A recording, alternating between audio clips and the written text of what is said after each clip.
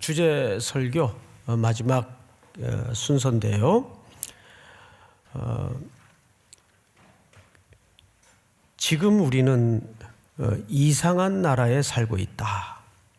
누가 한 말인지 아십니까? 최근에 노동의 현장에서 비참하게 비정한 죽음을 맞은 김용균 씨 젊은이죠. 그 노동자의 그 어머니가 아들을 가슴에 묻고 한 말입니다. 지금 우리는 이상한 나라에 살고 있다. 대한민국은 세계가 부러워하는 경제 성장과 또 민주화를 단시일 내에 이루어낸 초유의 국가입니다. 그런데도 이상하게 국민들의 불행은 날로 커지고 높은 정도가 아니죠. 최고의 자살률, 또 극심한 불평등, 그리고 노동 현장에서 많은 젊은이들의 까닭 없는 죽음, 그리고 특별히 기맥힌 것은 우리 아이들이 가장 우울한 나라, 대한민국 아이들이 가장 우울하다 그래요, 정서적으로. 그리고 최고의 낮은 저출산율. 그래서 이걸 몽땅 묶어서 뭐라고 표현하죠? 헬 조선, 지옥 같은 나라다. 이 목록만 봐도 정말 이런 표현들이 과하지 않을 정도로 우리는 워낙 이 땅의 삶이 익숙해져 있으니까 그것을 별 문제의식 없이 지나가고 있는 것 같아요. 저는 현 정부를 비판하고자 비난하고자 이런 이야기를 꺼내는 것은 아닙니다. 프랑코 베라르리라는 그 이탈리아 철학자인데 이분이 죽음의 스펙타클이라는 그의 글에서 특별히 철학자로서 진단한 저 동방의 대한민국을 이렇게 4가지로 진단을 했더군요. 끝없는 경쟁, 극단의 개인주의, 일상의 사막화, 생활 리듬의 초가속화. 어느 것 하나 부인할 수 없는 매우 적합한 관점입니다. 그래서 어느 청년에게 일상이 설레냐 물어봤더니 버티는 거죠. 그래요. 왜 이렇게 됐을까요, 우리나라가? 그래서 우리는 오늘 일상은 설레임이다. 이게 좀 앞뒤가 안 맞는 얘기 같은, 뭔가 이렇게 어색한 것 같은 느낌이 들지 않습니까? 일상이 설레? 지루하면 다행이지. 정말 어느 청년의 고백처럼 버티는 건데, 어쩌면 그 표현이 사실 더 걸맞는 표현일 것 같아요. 우리는 1월 첫 주, 둘째 주에 이 시리즈 설교를 시작하면서 뭘로 시작했죠? 복으로 시작을 했어요. 복 있는 자는. 근데 그 복은 무슨 복이라고 했죠? 바라크라는 복이 아니라 아슈레. 또 그건 다 기억하고 계세요. 또 아슈레. 그것은 이미 복을 받은 자의 상태를 표현하는 복이라고 말씀을 드렸어요. 자, 그런데 이제 2달간의 주제 설교를 이제 오늘 사실상 마치면서 왜 우리는 일상은 설레임이다라는 주제로 정했고, 또 오늘 특별히 본문이 창세기 12장인데 12장에도 큰 주제가 뭐냐면 복이에요. 그렇죠? 아브라함을 하나님이 불러내셔서 어딘가를 향해 걷게 하시는데 놀랍게도 너는 만민에게 복의 통로가 되라. 오늘도 결국은 복으로 이 이야기를 이제 마치게 됩니다. 그래서 우리는 시편의 복은 잘 아시는 것처럼 바라크라는 복이 아니라 아슈레, 하나의 감탄문 같은 의미라고 말씀을 드렸어요. 넌 참 좋겠다. 그런데 오늘 아브라함에게 명하는 복은 아슈레가 아니고 바라크예요.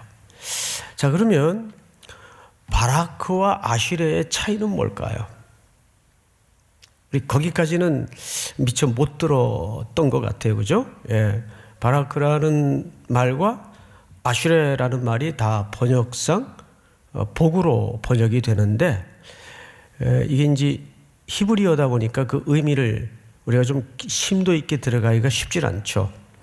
아슈레라는 복은 알았어요. 시편을 배우면서 넌 참 좋겠다.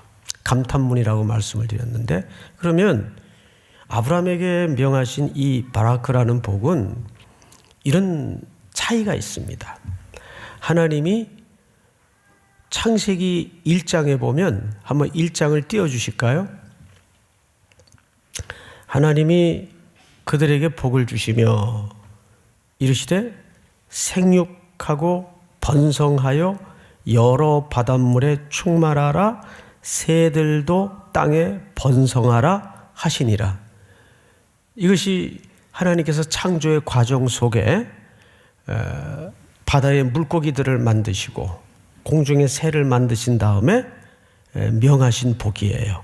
하나님이 그들에게 복을 주시며, 그러고 보니까 인간에게만 복을 준 게 아니라 다른 피조의 세계에도 하나님이 뭘 주신 거예요? 복을 주셨어요. 믿습니까, 여러분? 근데 그 복이 어떤 성격의 복인가? 땅에 번성하고 생육하고 충만한 거예요. 그 복을 주셨어요. 이걸 우리는 보통 생명의 복이라고 얘기합니다. 그런데 인간에게는 어떤 복을 주셨나? 자, 우리 창세기 다음 본문을 좀 띄워주실까요? 하나님이 자기 형상, 곧 하나님의 형상대로. 근데 인간은 동물이 아닙니다. 인간은 하나님이 창조하실 때 누구의 형상대로 빚으셨어요? 하나님의 자기의 형상대로 빚으셨어요. 그래서 인간을 동물과에다가 집어넣으면 안 돼요. 달라요. 동물은 피조물이긴 하지만 또 인간도 피조물이긴 하지만 피조물이라는 공통점 외에는 본질이 달라요. 그래서 인간을 동물의 한 영역으로 귀속시켜서 이해하는 건 굉장히 위험한 생각입니다. 요즘은 그 개들을 우리 애기 엄마한테 와 이래가지고 헷갈려요. 대화할 때 보면 가족 얘기하는 줄 알았더니 개 얘기를 하더라고요. 제가 지난번 미국 갔을 때 이제 어느 분이 한 얘기지만 하도 개를 사람 취급했더니 개들이 어느 날 거울을 보고 깜짝 놀랐대요. 자기가 그때야 개인 줄 알고. 나 그 얼마나 웃었는지. 구분 좀 합시다. 개 열심히 키우는 건 나 반대 안 하는데 그 좀 구분을 좀 했으면 좋겠어요. 좀 어떤 때는 지나쳐요. 외국 같은 경우에는 개들한테 유산도 물려주고 변호사도 선임해주고 이게 조금 너무 나가지 않나 하는 좀 우려가 있습니다. 자, 어쨌든 하나님의 형상대로 사람을 창조하시되 남자와 여자를 창조하시고, 그 다음 절 볼까요? 한번 같이 읽읍시다. 시작. 하나님이 그들에게 복을 주시며 하나님이 그들에게 이르시되 생육하고 번성하여 땅에 충만하라, 땅을 정복하라, 바다의 물고기와 하늘의 새와 땅에 움직이는 모든 생물을 다스리라 하시니라. 28절을 잘 보세요. 다른 피조물들에게 주신 복하고 똑같아요. 생육하고 번성하고 땅에 충만하라, 땅을 정복하라. 여기까지는 자꾸 하나 틀리지 않아요. 그런데 여기에다가 첨가를 하셨죠. 인간에게는 어떤 복을 더해서 명하셨는가 하면 바다의 물고기와 하늘에서 땅에 움직이는 모든 생물을 어떡하라? 다스리라 하시니라, 정복하라. 땅을 정복하라, 다스리라. 이게 추가가 돼요. 자, 그러면 정복하는 거하고 추가된 다스리라는 말이 무슨 뜻일까요? 이것이 뭐 제국주의의 어떤 침략의 행위처럼 저는 러시아 푸틴의 이런 행동을 얘기하는 걸까요? 그런 얘기가 아니에요. 여기서는 돌보라, 케어하라, 그 뜻이에요. 정확하게. 여러분, 여기서는 이렇게 정복하라는 이 번역 때문에 또 다스리라는 번역 때문에 제국주의적 관점으로 이 본문을 이해해서는 안 됩니다.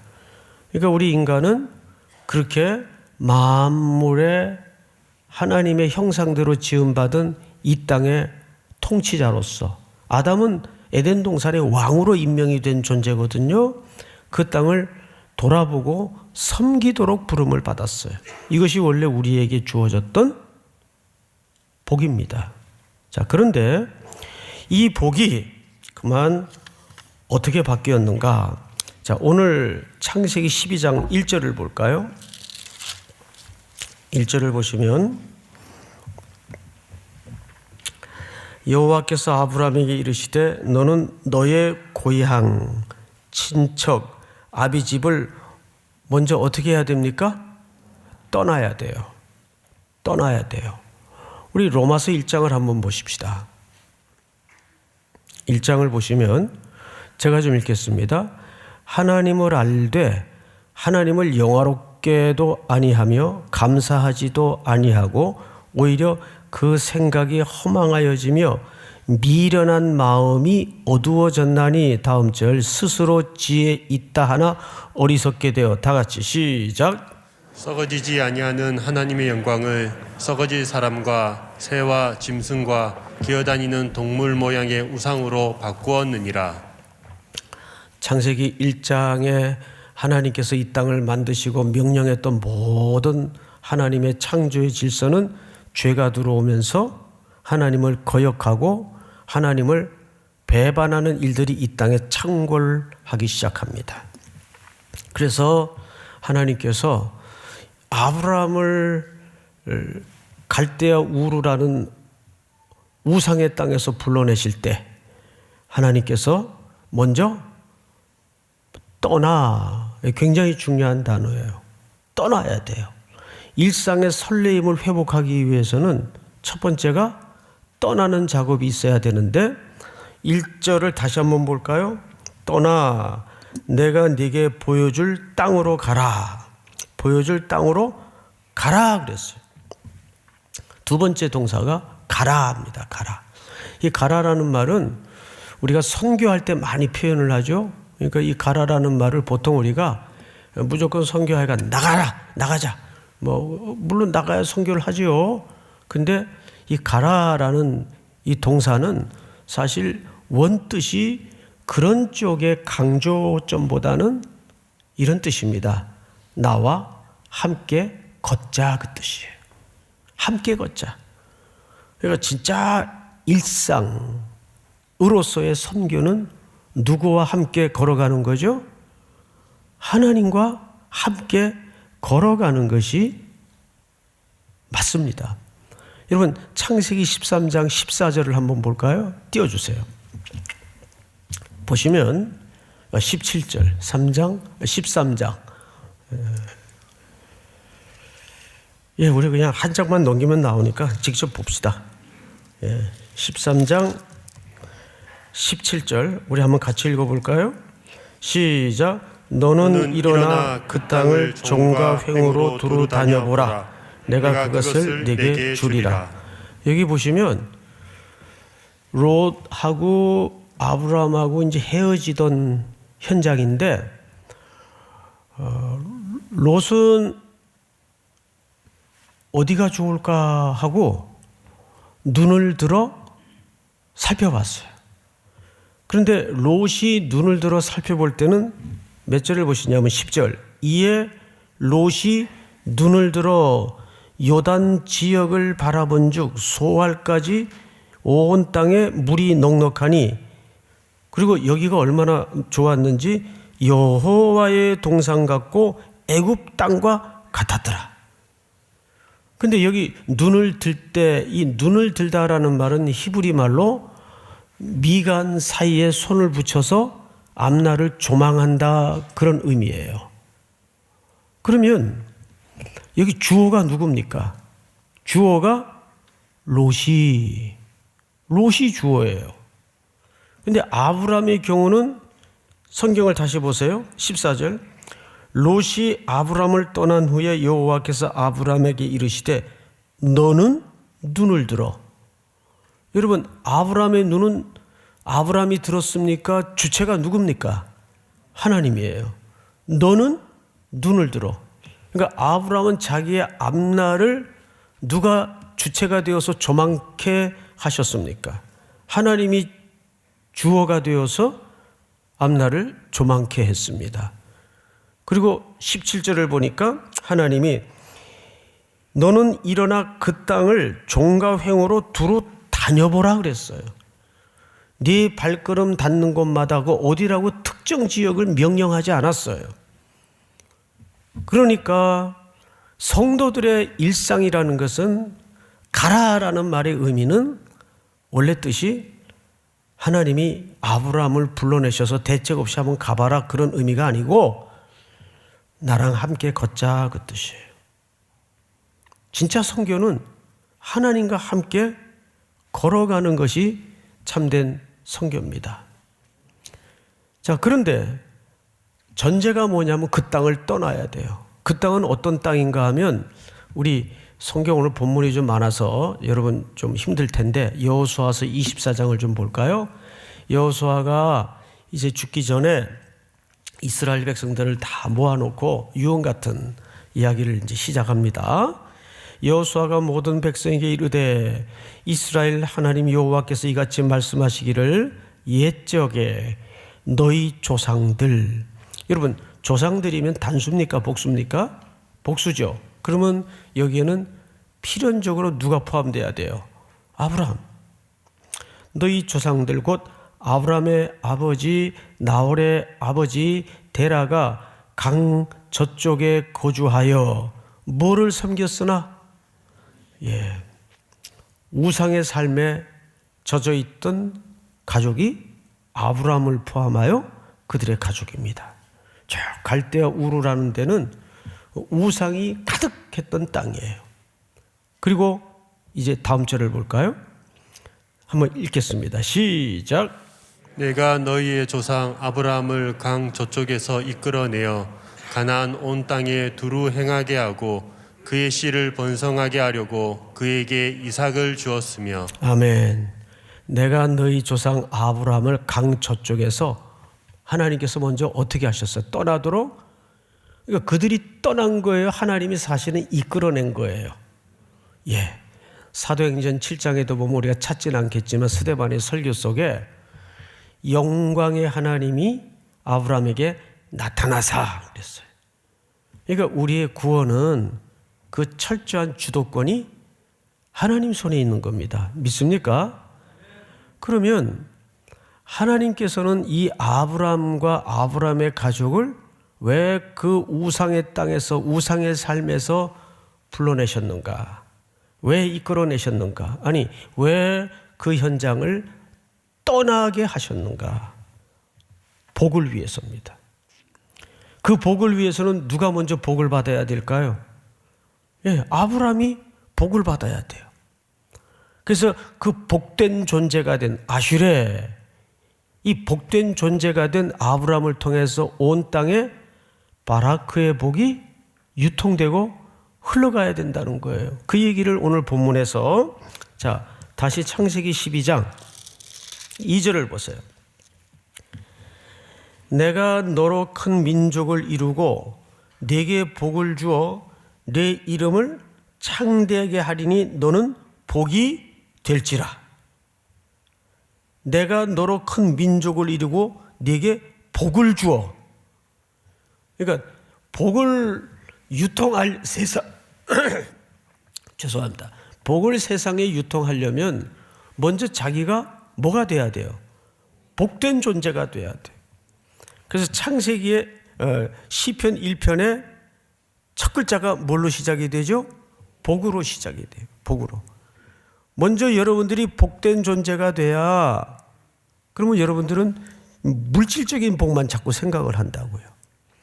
근데 성경에서 하나님이 물질적인 복도 물론 복의 큰 범주 안에서 설명을 하지만 창세기에 명령한 그 복은 물질적인 복만을 얘기하는 게 아니라 가장 원초적인 기초가 생명의 복이에요. 믿습니까? 생명의 복이에요. 그래서 너는 복이 될지라. 3절 다 같이 시작.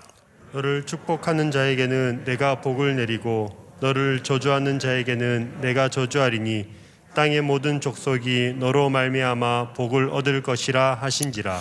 예, 이 3절이 아주 중요합니다. 3절에는 창세기에는 저주가 안 나와 있어요. 복 속에. 그렇죠? 그런데 아브라함 때에는 만약에 그것을 저항하고 받아들이지 않는 자는 저주를 선포해요.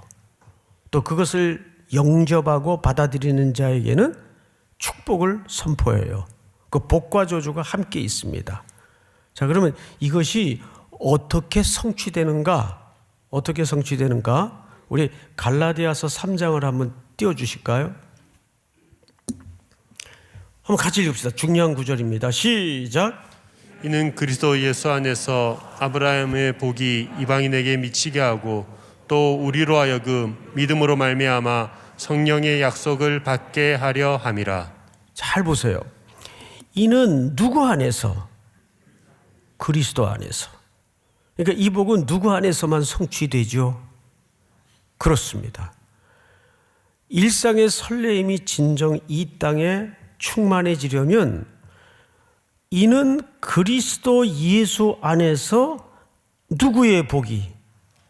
아브라함의 복이 누구에게 미치게 하고 이방인에게 미치게 하고 그러고 보니까 아브라함의 복은 우리가 생각하는 그런 복이 아니라 무슨 복이에요? 생명의 복이에요. 이방인에게 미치게 하고 또 우리로 하여금 믿음으로 말미암아 성령의 약속을 받게 하려 함이라. 여러분 이 사실을 믿으십니까? 자, 그래서 우리가 계속 요한복음 20장의 저 주제처럼 예수를 따라 세상 속으로. 자, 요한복음 20장을 다시 한번 띄워주세요. 이거 이번 우리 3.1개 주제 구절이죠. 예수께서 또 이르시되 너희에게 평강이 있을지어다. 여기서 말하는 평강은 뭐예요? 이것은 어떤 상태보다도 끊어졌던 것이 회복되는 상황을 얘기합니다. 너희에게 평강이 있을지어다. 이게 복이에요. 여기서 말하는 샬롬이 우리 인류가 설레임을 위해서 회복돼야 될 가장 중요한 복입니다. 사람과 사람끼리도 관계가 문제가 생기면 마음이 힘들고 괴롭고 불편하잖아요. 그게 하나님의 형상대로 지음받은 창조물로서의 당연한 상태입니다. 그러니까 샬롬이라는 것은 하나님과 불목하여 관계가 끊어졌던 인류가 하나님과 관계가 회복되는 걸 얘기하는 거예요. 생명의 복입니다. 샬롬은 그래서 걱정도 없고 근심도 없고 염려도 없고 그래서 다 기와요초 만발한 곳에서 낚시나 하면서 이런 게 나는 자연인이다가 행복한 게 아니에요. 그거 남자분들 너무 들여다보지 마세요. 예? 요즘은 그거를 왜 그렇게 많이 틀어주는지 여기 틀어도 그냥 이상한 사람들 나오고 오만대 그걸 다 재방송하더라고요. 우리 50대 남자들이 그걸 그렇게 본대요. 앉아가지고 슬픈 눈빛을 띠면서 예수께서 또 이르시되 너희에게 평강이 있을지어다. 아버지께서 나를 보내신 것 같이 나도 너희를 보내노라. 이것이 아브라함에게 약속했던 그 약속이 누구 속에서 이루어지고 있는 거죠 지금? 예, 예수 그리스도 안에서 이루어지고 있는 거예요. 그래서 벌벌벌 두려움에 공포에 묶여있던 제자 공동체에게 예수님이, 부활의 주님이 나타나셔서 제일 먼저 뭘 선언하시죠? 복을 선언하세요. 샬롬. 자, 우리 좌우로 한번 샬롬 인사 좀 하세요. 샬롬. 그러니까 이 말을 그냥 인사로 인사를 하면 안 되고 정말 복을 비는 마음으로 당신에게 하나님의 샬롬이 있기를 바랍니다. 우크라이나, 이게 발음이 왜 이렇게 안 되죠? 우크라이나 땅에도 하나님의 샬롬이 임하기를 기도해 주시기 바랍니다. 예. 나를 보내신 것 같이 나도 너희를 어떻게 하노라. 이게 가라라는 창세기 12장의 명령의 성취예요. 자, 근데 이게 지금 누구 안에서 이루어지고 있어요? 그리스도 예수 안에서 이루어지고 있어요. 그리고 그 명령이 지금 누구에게 다시 전달되고 있습니까? 제자들인데 제자들은 뭐의 모형이었어요? 오늘날 교회 공동체의 모형이란 말이에요. 그러니까 이 땅에 하나님께서 설정하신 교회들은 먼저 샬롬 공동체가 되어야 되는데 이 땅에 문제를 일으키고 시끄럽게 만들고 하는 게 교회가 되어서는 안 돼요. 교회는 이 평화가 없는 땅에, 샬롬이 없는 땅에 하나님의 샬롬을 나누고 흘려보내고 전하는, 그래서 어둠을 걷어내고 생명의 싹을 틔우게 하는 것이 교회 공동체의 사명이라는 거죠. 자, 이 말씀을 하시고 그들을 향하사 숨을 내쉬며 이르시되 뭘 받으라? 성령을 받으라. 여러분, 성경에 보면 신적인 존재가 숨을 내쉬는 데가 두 군데 나옵니다. 하나는 창세기, 하나님께서 흙으로 아담을 빚으신 다음에 그 코에다 뭘 불어넣으세요? 생기를 불어넣으세요. 생기를 불어넣으니까 아담이 뭐가 되죠? 산영이 돼요. 하나님의 형상대로 지음을 받은 사람이 돼요. 그리고 그에게 하나님께서 복을 주시는 거죠. 그런데 그 인류가 무너졌어요. 죄가 들어오고 물질이 되고 흙덩어리가 되었어요. 그런데 지금 예수 그리스도께서 이 말씀을 하시고 그들을 향하여 뭘 내쉬며, 숨을 내쉬며 뭘 받으라? 이건 하나님의 도탄에 빠진 인류를 향한 재창조의 역사를 선언하시는 거죠. 그러니까 교회는 그 명령을 받은 거예요. 제자 공동체는 부활의 주님을 통해서 그 명령을 받고 있어요. 이 평화가 없는 땅에, 사망의 냄새가 가득한 땅에 성령 받은 공동체로서 생명을 전하고 생명을 살려내는 공동체가 되어야 돼요. 성령을 받으라. 다음 주. 자, 시작. 너희가 누구의 죄든지 사하면 사하여질 것이요 누구의 죄든지 그대로 두면 그대로 있으리라 하시니라. 이 원형을 어디서 봤는데 방금 어디서 봤어요? 창세기 12장 3절을 다시 읽어보세요. 다 같이 시작. 자에게는 내가 복을 내리고 너를 저주하는 자에게는 내가 저주하리니 땅의 모든 족속이 너로 말미암아 복을 얻을 것이라 하신지라. 요한복음 20장 23절 다시 한번 제가 읽겠습니다. 너희가 누구든지 누구의 죄든지 사하면 사여질 것이요 누구의 죄든지 그대로 두면 그대로 있으리라 하시니라. 그러니까 우리는 이 땅에 죄로 지금도 하나님과 끊겨져서 사망의 냄새를 토해내고 일상을 곤고하게 만드는 그 땅을 향해서 우리는 죄 용서함의 샬롬의 복음을 전하고 선교하는 공동체가 되어야 돼요. 믿습니까? 그러니까 선교라는 것은 그냥 단순히 나가자 이 단선적인 측면만 있는 게 아니고 매일매일 일상 속에서 누구랑 걷는 연습을 해야 될까요? 왜?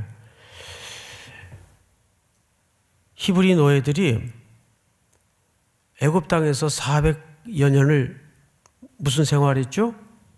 종살이 생활을 했어요.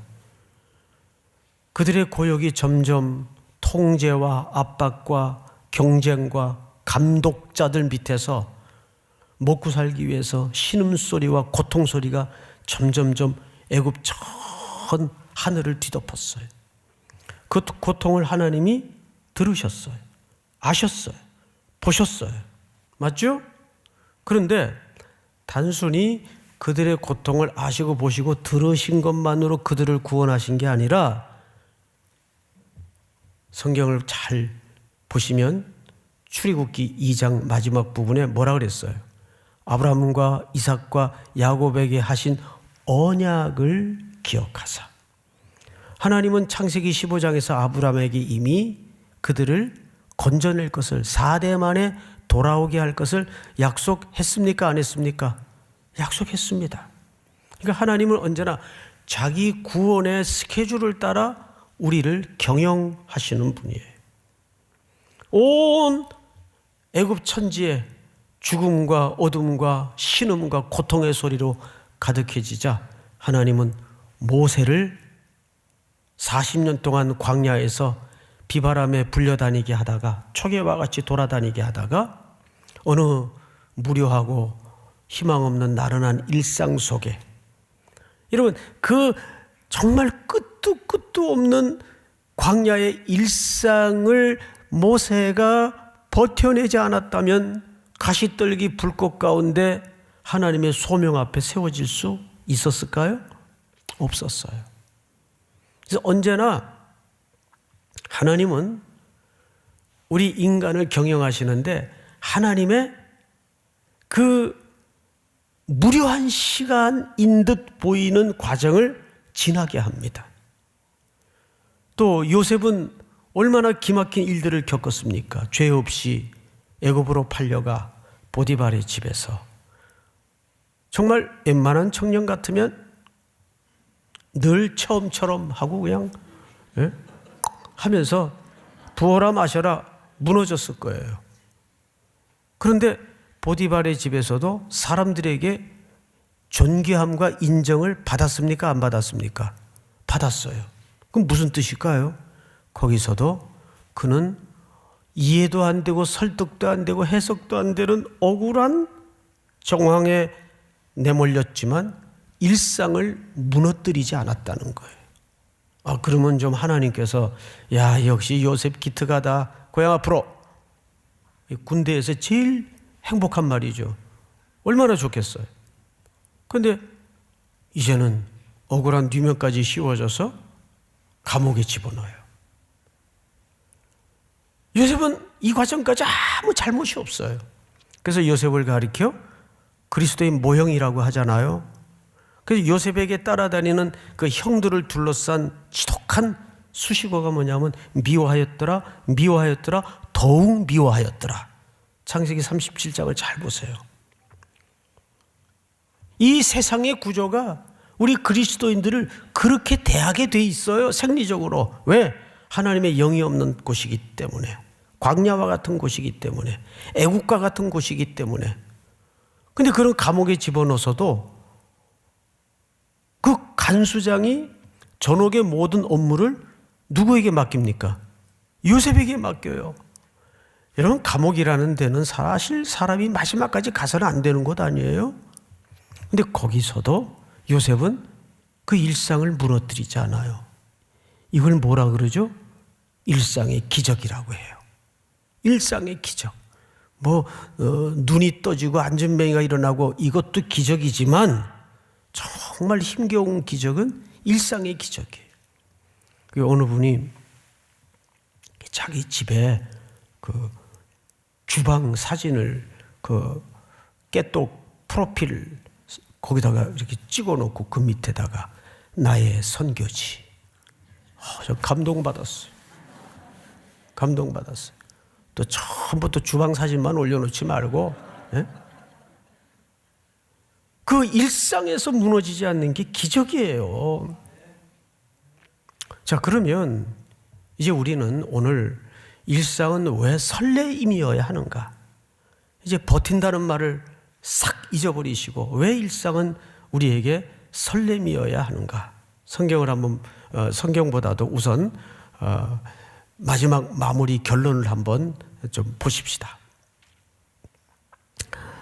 일상은 설레임이다. 첫째, 우리의 일상에 뭐가 들어와야 돼요? 새로운 가치가 들어와야 돼요. 나중에 요셉이 그런 고백을 하죠.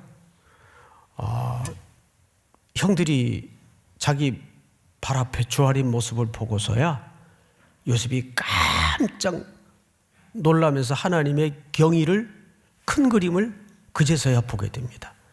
그동안 인생에 이해할 수 없었던 수많은 조각들이 쭉 퍼즐이 맞히듯 한 그림으로 드러나면서 하나님이 하셨구나. 그래서 요셉의 입에서 처음으로 주어가 하나님이. 두 번째 요셉이 뭐라고 고백을 하죠? 생명을 구원하시려고. 여러분, 월터 브루그만이라는 학자가 그런 얘기를 해요. 이 땅의 모든 역사의 행위는 생명 구원함에 있다. 믿으십니까? 여러분, 일터가 밥벌이를 위한 새끼 수단을 위한 현장이 되어서는 안 돼요. 이게 새로운 가치가 들어와야 돼요. 여기가 내 선교지구나. 그리고 요셉이 마지막에 무슨 고백을 하죠? 하나님이, 그는 어떤 환경에서도 하나님이 그 인생의 주어로 고백이 되어집니다. 두 번째는 생명을 구원하시려고. 하나님이 이 땅에 유통시키고자 하는 복의 실체적인 정체가 뭐예요? 생명 구원함이에요. 그 다음에 마지막으로 세 번째, 자기에게 어떤 새로운 확인이 발견되죠? 나를 당신들보다 앞서 보내셨나이다. 거기 보내어졌다는 사실을 깨달아요. 내가 재주가 없어서 나는 흙수저에서 이렇게 불행한 시간을 겪었던 게 아니구나. 이 환난, 이 죽음의 시간에 이 환난 받은 기근의 백성들을 구원하기 위해서 나를 여기다가 먼저 보내신 자리였구나. 그러니까 시편 105편에 보면 이 요셉의 일생을 가리켜서 뭐라고 정의하죠? 한 사람이 사슬에 묶였는데 앞서 보내시며 말씀이 응할 때까지라. 기억나세요? 말씀이 응할 때까지라.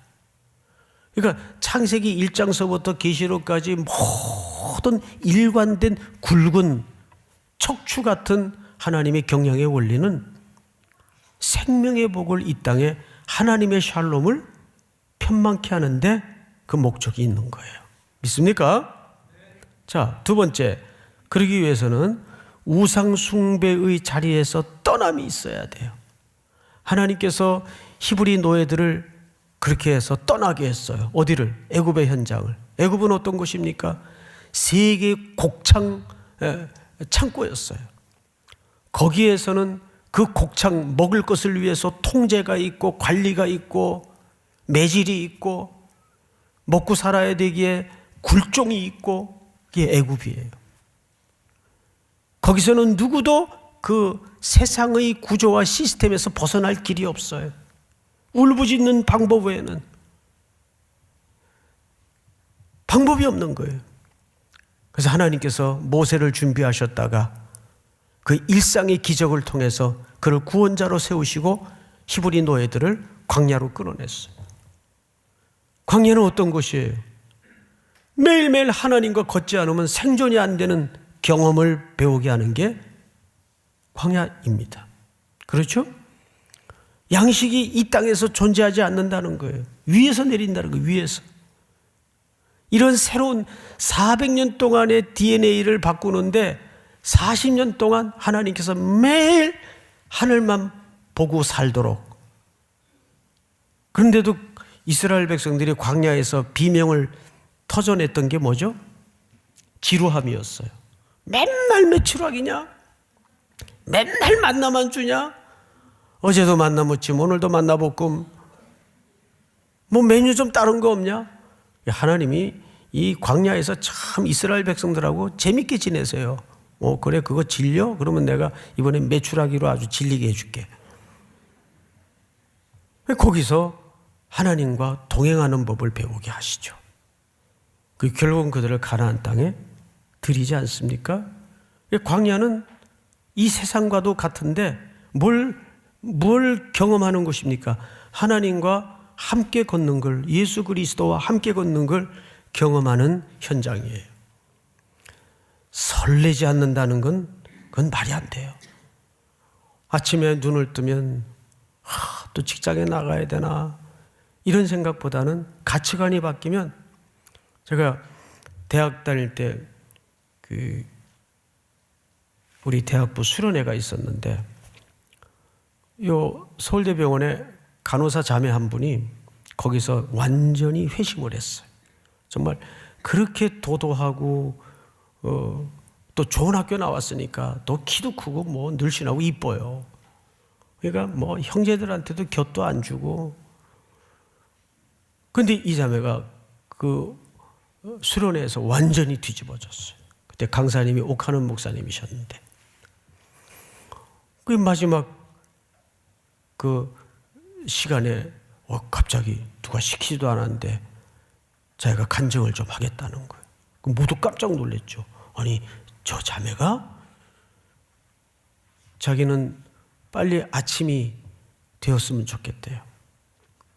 제가 그렇게 이 간호사 생활이 너무 힘들어서 아침마다 일상이 너무 지겹고, 오늘도 지옥 같은 병원에서 그 우울한 환자들을 또 만나야 되나. 그런데 이번 집회를 통해서 주님이 자기를 찾아오셨고, 그 현장은 바로 생명을 구원하는 선교지라는 걸 깨닫게 되자 얼른 아침이 왔으면 좋겠다는 말을 해요. 뭐가 그것을 가능케 했죠? 새로운 가치관이 들어와서, 새로운 질서가 들어오니까 그 고백이 가능해지는 거예요. 믿습니까? 자, 다시 결론을 보십시다. 세 번째, 이거 같이 읽읍시다. 시작. 하나님의 선교적 목적은 무엇인가? 하나님께서 인간을 포함해서 우주 만물에게 복을 주시는 것이다. 하나님의 생명이 그들 가운데 부어져서 하나님 안에 참된 행복을 누리고 복된 상태가 되도록 하는 것이다.